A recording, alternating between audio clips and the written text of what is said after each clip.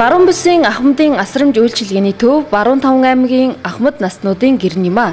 Тус асрамжийн газар асран хамгаалах, харгалзан дэмжих төрөл садангүй бөгөөд биедан амьдрах чадваргүй ганц бие байнгын эмчилгээ асаргаа шаарддаг ахмад насныг байршуулан хоол, хувцас, эмнэлэг, соёл, ах уй сэтгэл зүй, асаргаа сувилгаа хөгжлийн үйлчилгээ үзүүлж тэдний амьдралын хэвийн нөхцөлийг бүрдүүлэх, хууль ёсны эрх ашигын хууль тогтоомжид заасны дагуу хамгаалах үйл ажиллагаа явуулж байна. Асрамжийн газрын асруулагч нар асрамжийн газрынхаа хоёр давхар байшиндаа өөрсдийн гэсэн бант ус, орон гэрээ бий болгон ахмадууд маань аж төрж байна. Ахмадын асрамжийн газар гэхээр нэг байшингаас өөр төсөөлөлгүй байсан. Миний хувьд Баруун бүсийн асрамжийн газар орчин нөхцөл амьдрах таатай орчинг бүрдүүлсэн байлаа. Манай хэлцэн дэрэгдэх Баруун бүсийн ахмадын асрамж үйлчлэгээний төв маань өнөөдөр 20 асруулагчтай байгаа. 20 асруулагч дотор маань 5 ахмад настан 8 хөгжлийн бэрхшээлтэй иргэн 7 хүн нөхцөлд амьдарч байгаа хүүхэд гэсэн ийм 20 асруулагч байгаа. Тэгээд өнөөдрийн маань зорилго юу байсан бэ гэхээр бид нар өнөөдөр яг Улаангом суманд бас болон нөгөө сумуудад хөдөө сумуудад амьдарч байгаа. Улаангом сумын 11 багт амьдарч байгаа. Бас ингээд харж хандах өр хүүхэдгүй өөрөө бие дааж амьдрах чадвар бас хүнд байгаа ийм зорилттой бүлгийн ахмадуудаа энэ Баруун бүсийн ахмадын асрамж үйлчлэгээний төвд ирж асруулж бас бид бүгднээр халамжлуулах эрхтэй гэдгийг хэлэх гэж энэ одоо нэвтрүүлгийг өрсөн юм а. Тэгээд манай Баруун бүсийн ахмадын асрамж үйлчлэгээний төв бол үндсэндээ дундаж айлын одоо амьдралын хэмжээнд одоо амьдрахаар гэр орны нөхцөлтэй ойртож тогтчулсан. Тэгээд ахмадууд маань өдөрт бол одоо чөлөө цагаараа одоо тоглож наадах өрөөтэй бас одоо олон нийтээрээ хамтарч одоо тоглоом наадам явуулах, бас зурагт үзэх, өөрийнхөө одоо хэр хэмжээнд тохирсон хөдөлмөр эргэлдэх, бас ингээд шагаа тоглохч гэдэг юм уу те, биеийн тамирын дасгалт хийх ийм юмнуудыг хийх ийм үйлчлэгээнүүд одоо бүрэн хангагдсан байгаа. Тэгээд Баруун бүсийн ахмадын асрамж үйлчлэгээний төв гэдэг маань уг нь Баян Уйлгийн аймаг, Ховд аймаг, Завхан аймаг ингэж орох ёстой байдгийм а. Гэтэл Баруун бүс Баян Уйлгийн аймагт бол өөрөө асрамжийн бас асрамжийн төвтэй, Ховд аймаг болохоор хөгжлийн бэрхшээлтэй иргэдийн асрамжийн төвтэй. Ийм болохоор энэ аймагуудаас маань асруулагч нар харьцангуй одоо ахмадууд бага ирж байгаа. Тэгээд тийм болохоор өөрийнхөө одоо 19 сумын хэмжээнд байгаа бие дааж амьдрах чадваргүй болсон, харж хандах өргө өгдөггүй болсон амьдралын хүнд нөхцөлд байгаа ахмадуудаа бас манай энэ ийм орон нутагт маань Баруун бүсийн ахмадын асрамж үйлчлэгээний төв нэртэй ийм асрамжийн төв байгаа. Энэ асрамжийн төвд бас ингээд одоо засаг даргаараа дамжуулаад нийгмийн ажилтнаараа дамжуулаад ингээд хүсэлтээ гаргаад манад ирж асрамжлуулж халамжлуулах юм бүрэн боломжгүй гэж хэлэх гэсэн юм а. Нэгдүгээр, хоёрдугаарт бол Баруун бүсийн ахмадын асрамж үйлчлэгээний төв маань уг нь ахмадын асрамж боловч өнөөдөр орон нутагт маань үнэхээр хүнд нөхцөлд байгаа хүүхэд өрх толгоолон амьдарч байгаа тийм ээжүүд одоо хүүхдтэйгээ байгаа орон гэр байхгүй, хоол унд байхгүй, одоо төлөх төлөө байхгүй ийм орон хүнд нөхцөлд байгаа хүүхдүүдийг бид нар бас харсаар байгаад асрамжийн төвтэй байж авахгүй байж чадахгүй байгаа. Тийм учраас энд маань бас хүүхдүүд ирж асрамжлуулж байгаа.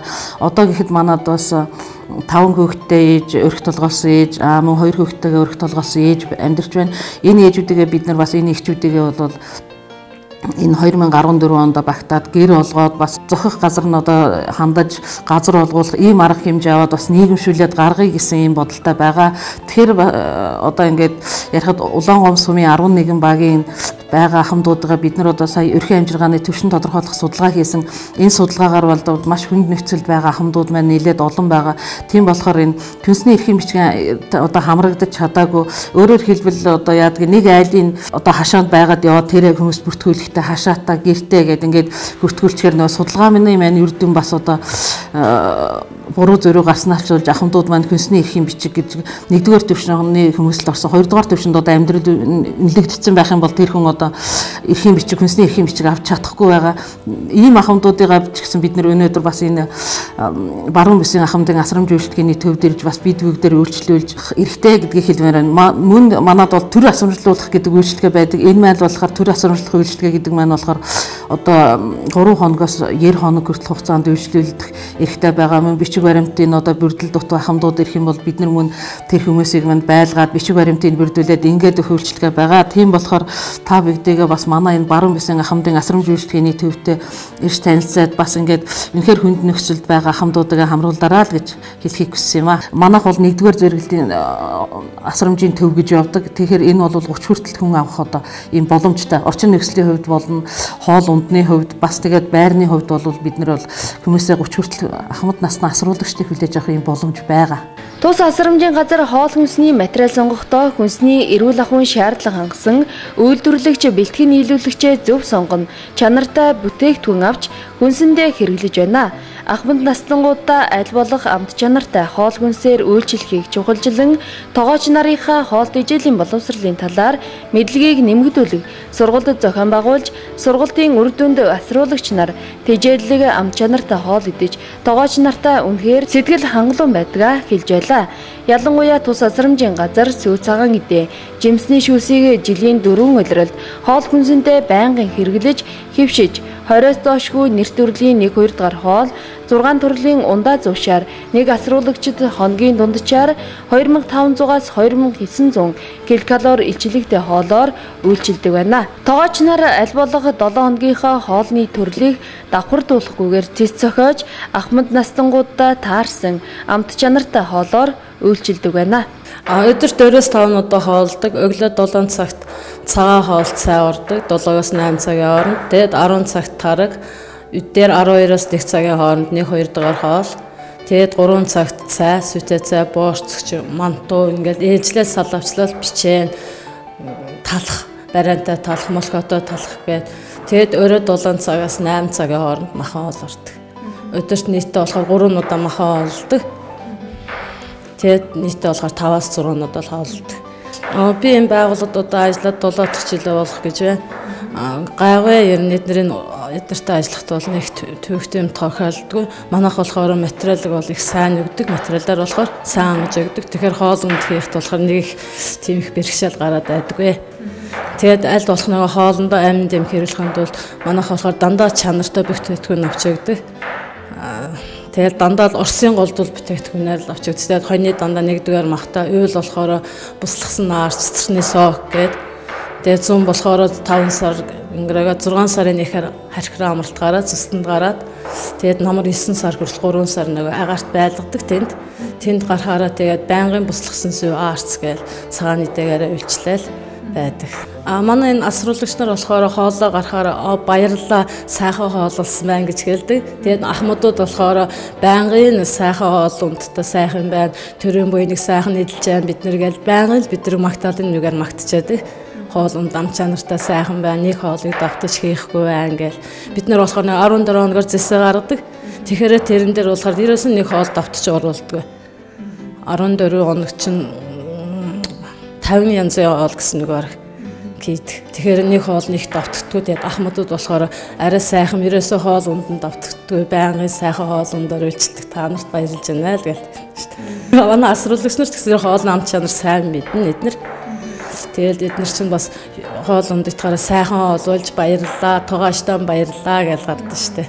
Баруун бүсийн ахмад насны асрамжийн төв үйлчилгээгээ гэрийн нөхцөлд ойртуулсан, орчин бүрдүүлэх, үйлчилүүлэгчийн амьдралын эдвэх, бие даасан байдлыг хангах, чадваржуулах, үйлчилүүлэгчийн сэтгэл ханамжтай үйлчилгээ авах, үйлчилгээний өргөн сонголтоо байлгах тал дээр байнга анхааран ажиллаж байна. Асрамжийн газар асруулагчдын эрүүл мэндийн асуудал 5 чиглэлээр эмчилгээ сувилгаагаар үйлчилж байна. Эмчилгээний чиглэлд эмийн эмчилгээ, эмийн бус бариа засал гэсэн 2 төрлийн эмчилгээ хийж байна. Эмийн бус эмчилгээнд байгалийн жимс, жимсгний бүтээгдэхүүн, сүү цагаан идэ зэргийг хэрэглэх, жилийн 2 улиралд байгальд байлгах зэрэг арга хэмжээ авч байгаагийн дунд элдв өвчин эмгэгээс урьдчилан сэргийлэгдэж ахмадуудыг асарч зөвлөх таатай орчин нөхцөлийг бүрдүүлдэг байна. Манай энэ зөвлөлд бол хөгжлийн бэрхшээлтэй, өндөр насны хүүхэд, тэгээд өрх толгойлсон эмэгтэйчүүд гээд маш олон төрлийн янз бүрийн одоо эрүүл өвчтөй тийм төрлийн хүмүүс байдаг. Энэ хүмүүстээ бол би одоо яг хувь хүнийхээ төрлөөр нь өвчлийн ангиллаар нь өдөрт үйлчлэгээ үзүүлдэг. Жишээлбэл энэ бол одоо 1942 онд төрсэн одоо 72 настай бүрээгээд хүн байгаа. Энэ хүн маань одоо манай энэ асрамжийн газар маш олон жил болсон хамгийн өндөр насны. Тэгээ бүрээд маань өдөрт одоо 7 хоногт 3 удаа 7 хоногоор ингээд ээлжээд бараа засал массажийн чиглэлээр бүрээд үйлчлэгээ үзүүлдэг. Хөгжлийн мэргэжлтэй хүмүүс байгаа. Тэднийг бол одоо мэргэжлийн эмчийн хяналтанд доор эмийн үйлчлэгээ тэгээд маань массаж бараа заслын үйлчлэгээ үзүүлдэг. Манай сүйд бол витаминжуулалт тэгээд бол цагаан эдээ одоо бол өдөрт бол 10 цагт тараг тэгээд одоо өглөө бол талхтаа цай бичээ 3 цагт бол өдөр бол 2 дугаар хоол оройд 1 дугаар хоол хичээшээд ингэж хоолоо бол ээлжиж 7 хоногт бол хоолны зэс давтахдахгүйгээр үйлчилдэг ийм үйлчлэгээ үзүүлдэг. Ерөн харцангуй манад бол үрдсэн сэргийлэх эмчилгээ сайн хийгдэг учраас өвчлөл баг. Хавар бол ингээд 6 сард дээшээ гараад намар 9 сард орж ирдэг. Хархираа амралт гараад тэгээд бид нар бол өөрснөө бол нохоо шүү, айсны навч 5 салаа ийм ургамлын эмчилгээ ингээд түйж би одоо төлхөө энэ хүмүүстэй нэвэл хэрэгэлдэг. Тийм учраас манай хүмүүс бол харцангуй одоо их өвчлөл гайгүй. Хөгжлийн мэр сэтгцийн 1-2 өвчтэй хүн байгаа. Тэднэртэй бол эмийн үйлчлэгээ үзүүлдэг. 4 асрах ажилтан, тэгээд нийгмийн ажилтан, зохион байгуулагч, 2 тогооч ингээд бид бол 4 галч ингээд 1 баг болж энэ дээр ажилдаг. Тэгээд бид нар бол нэг дасцсан учраас биднэрт нэг бэрхшээл байдаггүй. Зуны нөхцөлд бол ахмад авч давхар үйлчлэгээ үзүүлдэг.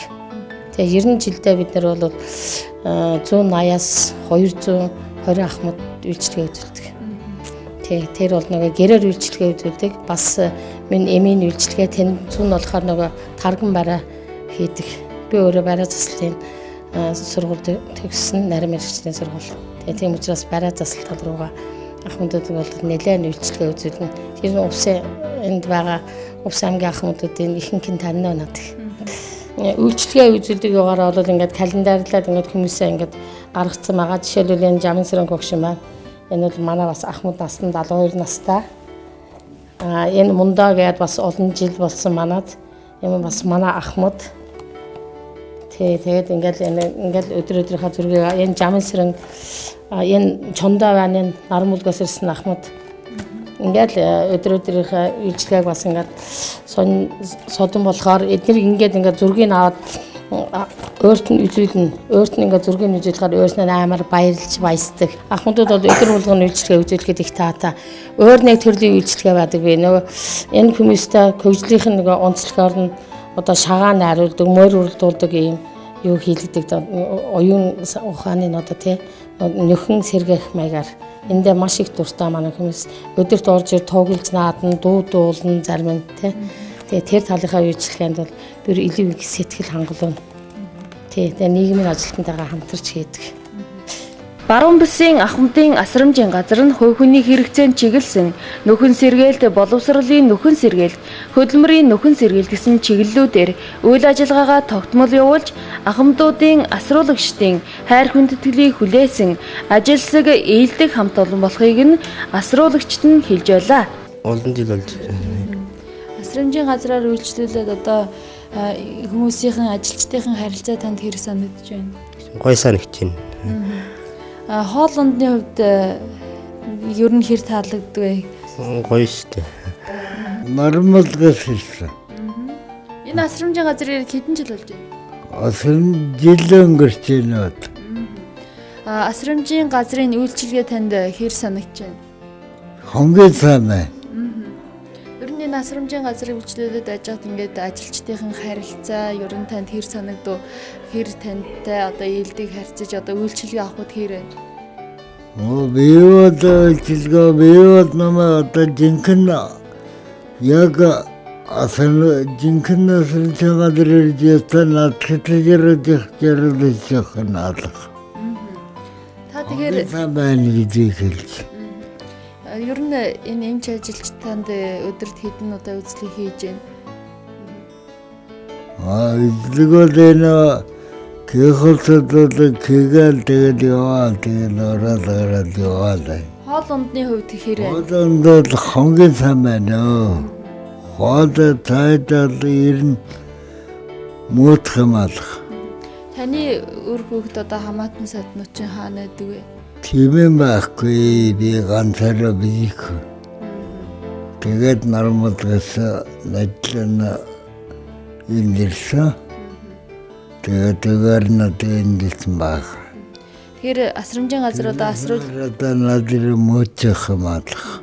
Арми арэдэхэн даварч хамгийн сайн байна. Асруулагч тус бүрийг жилийн 4 улирал тохирсон хувцаар хангана. Хувцасны хангалтыг төсөвтөд захирагдсан хийдэг боловч асруулагч нарт тохирсон чанартай хувцаар хувцаслахад голлон анхаарч ажилдаг гэж байлаа. Ахмад настай асруулагч нар тэтгэврийн мөнгө халамжийн мөнгөнийхөө 30%-ийг асрамжийн газраа 70%-ийг нь өөртөө зарцуулдаг гэж байна.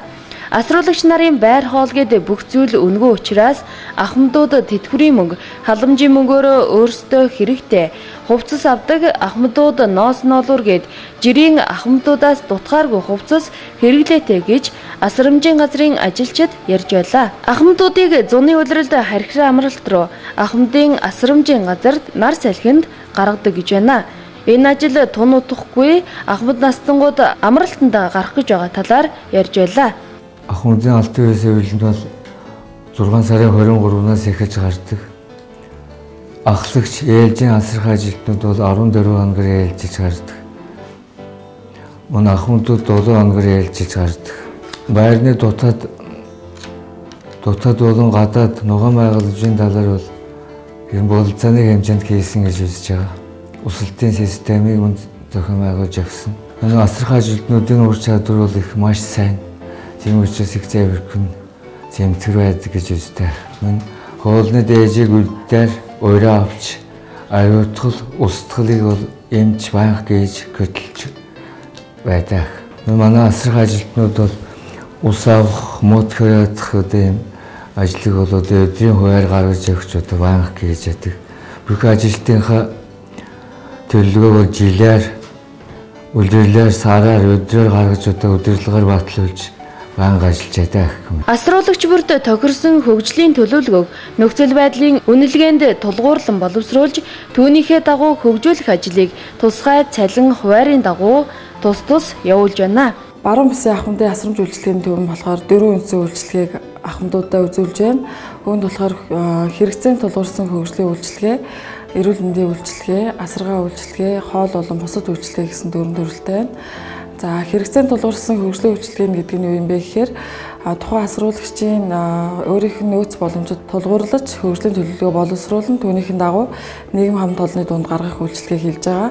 2006 оноос энэхүү үйлчлэгээнд нийт 31 асруулагч хамрагдаж нийгэм хамт олонны дунд гарсан байгаа. Одоо болохоор хөдөлмөрийн хилцээр дамжуулан хөдөлмөр эрхэлж гэр бүлтэй болж сайхан амьдарч байгаа судалгаас бидэнд байгаа. За эрүүл мэндийн үйлчлэгээ болохоор манайх мэрэгжлийн эмчтэй. Сингапур улсад эмгэн эмчилгээ бариа цэцлийн сургалтанд сууж мэрэгжил дэвшлүүлсэн эмч байгаа. Өдрийнх нь гараа бүхт үзлэгийн эмчилгээг бол тогтмол хийж байгаа. Мөн ахмадын алтан үеийн суйль гэж манай хэлтсийн дэргэд ажилдаг суйлд амарч байгаа ахмадуудад бол эрүүл мэндийн үйлчлэгээ, анхан шатны үйлчлэгийг үзүүлж байгаа.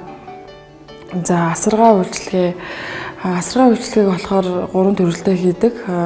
Өндөр насны асаргаа сувилгаа, хөгжлийн бэрхшээлтэй иргэдний асаргаа сувилгаа, хэвтрийн өвчтний асаргаа үйлчлэгээ гэдэг 3 төрөлтэй асаргаа үйлчлэгийг хийж байгаа. За 4 ээлжийн асарга ажилтнууд ажиллаж байна. 8.16-гаар бид нар болохоор асарга ажилтнуудаа мэдлэг боловсролыг нь дээшлүүлэх болон ур чадварыг нь дээшлүүлэх зорилгоор маш олон сургалтанд хамруулсан. Цаашдаач олон сургалтанд хамруулахаар бас төлөвлөж байгаа. За аймгийн удирдлагуудын санаачилсан шинэ өглөөр шинэ санаачлагын хүрээнд асарга ажлуудынхаа дунд ур чадварын уралдааныг тогтмол зарладаг. Үүнийхээ үр дүнд асарга үйлчлэгээ бол маш сайжирсан байгаа. За хоол болон бусад үйлчлэгээнд юу багтдсан бэ гэхээр яг сайдын батлагдсан нормативын дагуу бас хүнсний хадгалалт хамгаалтын стандартын дагуу бид нар галт тогооныхоо үйлчлэгийг явуулж байгаа.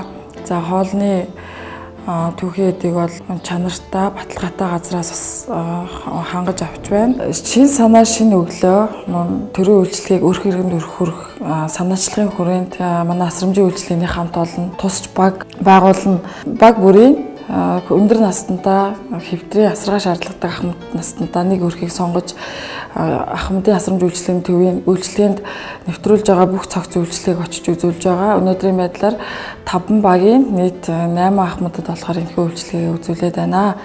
За 2012 оноос эхлэн нийгмийн албан үйлчлэгийн хилцэн дэрэгдэх Баруун Бүсийн ахмадын асрамж үйлчлэгийн төвийн хөгжлийн стратеги төлөвлөгөөг боловсруулан ажиллаж байгаа. Энэ төлөвлөгөөний дагуу манай асрамжийн үйлчлэгээний чанар хүртээмж болон асруулагчдын ая тухтай байдлыг хангах, асруулагчдын өрөөг гэрийн нөхцөлд ойртуулах, гадна орчны тав тухтай байдал, орчин нөхцөлийг сайжруулах талаар 2012 оноос эхэлсэн стратеги төлөвлөгөөнд тусгагдсан бүх үйлчлэгээнүүдийг бол хийгдсэн.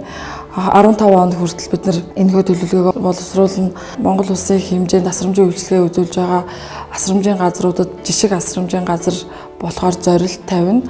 Тогтчлт үйлчлэгээнийхээ хувьд анхаарч ажиллаж байгаа. 2012 оноос 15 оны стратеги төлөвлөгөөнд багтсан нэг ажлын томоохон ажлын нэг бол асруулагчдын чөлөө цагийг өнгөрүүлэх олон нийтийн өрөөг тогтчлох ажил байсан. Энэ ажлыг бол бид нар хийж чадсан. Иж бүрэн тоног төхөөрөмжтой, зурагттай, олон кабелийн телевизтэй, хөгжимтэй бас хүүхдүүд шагаа тоглож, шатар тоглож цагийг өнгөрөөдөг. За энэхүү өрөөг бид нар Польш улсын сайн дурын аялагчдын дэмжлэгтэйгээр тогтчулсан. Цаашдаа ингээд сайхан сэтгэлээр асрамжийн газарт хандив тусламж өгье гэсэн байгууллага, хувь хүн болон бусад хамт олонтой бид нар хамт олныг найрсгаар хүлээж авахд бэлэн байна.